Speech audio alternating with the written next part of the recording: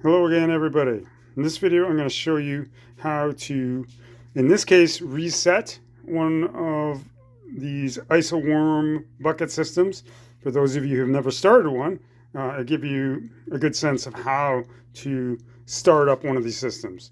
First of all, they're incredibly simple. Like, they're even much more simple than just a regular worm bin. Just because of the fact that we're using a basic bucket, and we don't need a lid, and there's just a handful of materials that we need to make it work. And the funny thing is, for years and years, I had no idea how to properly raise isopods. And it was only once I kind of dived into the isopod keeping world that I realized that there's a handful of things that you absolutely need when it comes to isopods. One of those things is really, really excellent airflow. That is super important. That's the whole idea of this open bucket. So anyway, let's just kind of get started.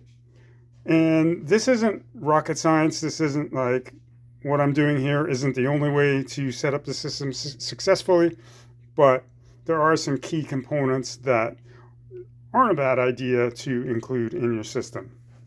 So I have this other bucket that already has the isopods. I just did another video where I was showing how to harvest this. So this is sort of the leftovers. I had a bit of an accident there, spilled some of my castings, but it's not a big deal. So leftover stuff, lots of isopods. It's a perfect way to start up this system. First thing I'm going to do is just toss in some cardboard kind of in the bottom. It's almost like a false bottom, if you will. Just gives a little bit of structure. I'm not going to specifically add worms today, but composting worms are going to get added at some point, and they love the cardboard. And it's just going to give a little bit of extra structure down in the bottom. Okay, so nothing crazy there. Just going to add a little bit of, I have some aged tap water. I know it probably seems like, oh wow, that's a lot of water, but you don't need to worry about that. This is at the bottom of the system. This is an open system. If this was a closed system, it'd be a whole different ball game. But because this is an open system, this is actually going to be a beneficial thing to have this moisture down on the bottom. So I also have some natural materials that are incredibly important with isopods, natural browns. Way down at the bottom, I still have some more of this cardboard, but I have this grass thatch. So again, this is just happens to be material. I have a bunch of it on hand. Nice fluffy stuff. Again, it's going to be fantastic once the composting worms are added in there. Keep adding some more of this egg carton cardboard that I have. Yeah, so that is a good start down on the bottom. One thing that isopods really need is a calcium source, and that's one of the things that I never really realized it was a vital part of the process. So I have some rock dust here. Again, it's not rocket science. It doesn't have to be this exact stuff. Eggshells, old bones. There's a variety of ways to add calcium. Another thing they need, obviously, is some sort of moisture source. We have moisture in the bottom, but one of the greatest ways to add moisture is bulky food scraps like that. They really seem to love this lettuce, and this is something where if you added this to a worm bin, it would probably start growing. Like it's not the best way to add it to a vermicomposting system, but adding it bulky and whole like that is totally fine with isopods because they actually literally chew on these materials.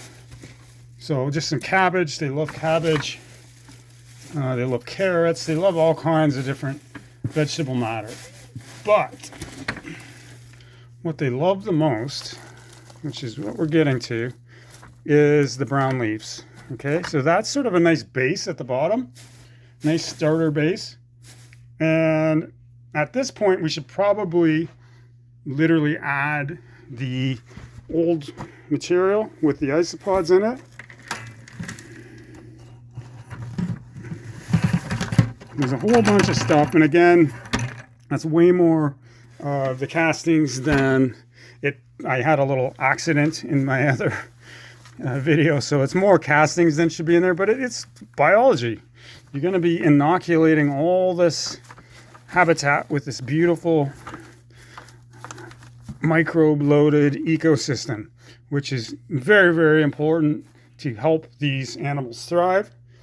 And, you know, we're saving the best for last here. This, hand down, is an isopod's favorite food. Just these nice brown leaves, ideally with some moisture. I still have more cardboard in there. That's okay. It doesn't really matter. Like, this isn't something where it's like you have to get this exact proportion in this exact spot. As long as it's in there, over time, this is going to really, really work out well. So here is a bunch of leaves. And you don't want to come too close to the top, but again, you need to be working with a species that isn't a climber. If you do have a climbing isopod species, they should be from your yard. Just make sure you're using your local varieties. But putting some packing tape around the rim here is a great strategy for ensuring that they can't climb up. But Porcellio scaber, the ones that I work with, which is highly, highly recommended. They're very, very common, and they get the job done. These guys cannot climb to save their lives. So leaving it at like that, not a problem whatsoever. Nobody is going to escape from there. And what's going to happen now is this system is going to start working away. They're going to start munching on all that stuff down there. I am going to add some composting worms at some point once the habitat down below is more to their liking. But that is basically it. And these little buckets are fantastic for turning stuff like this into this rich compost. Just grab some of it here. I just harvested some stuff that looks like this. Yeah, it's got some bits and pieces in there. I still need to get the isopods moving out of it, but beautiful, beautiful stuff down in the bottom of these buckets. So you get a bunch of these buckets going, you get like maybe a big garbage can going, and you can be producing a ton of really beautiful compost. All right, so that's all I got for today, but I hope to provide you with more videos coming soon.